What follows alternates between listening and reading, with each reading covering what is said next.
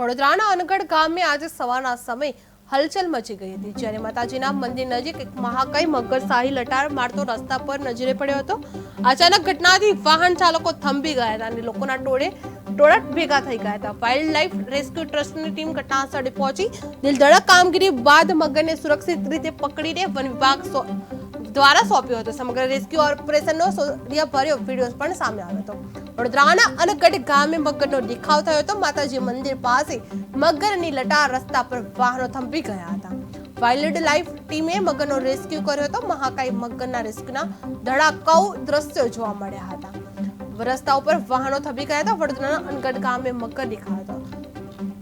મગર દેખાતા વાહન ચાલકો થંભી ગયા હતા। વડોદરાના અનગઢ ગામે આજે સવારના સમયે હલચલ મચી ગઈ છે, જ્યારે માતાજીના મંદિર નજીક મહાકાય મગર શાહી લટાર મારતા રસ્તા પર નજરે ચડ્યો હતો। અચાનક ઘટનાથી વાહન ચાલકો થંભી ગયા હતા અને લોકોના ટોળા ભેગા થઈ ગયા હતા।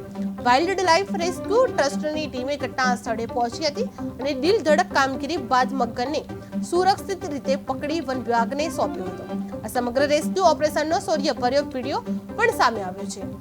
વડોદરાના અનગઢ ગામે મગરનો દેખાવ થતા માતાજી મંદિર પાસે મગરની લટાર થતા રસ્તા પર વાહનો થંભી ગયા હતા। વાઇલ્ડ લાઇફ ટીમે મગરનો રેસ્ક્યુ કર્યો હતો અને મહાકાય મગરના રેસ્ક્યુના ધડાકાઓ દ્રશ્યો સામે આવ્યા છે।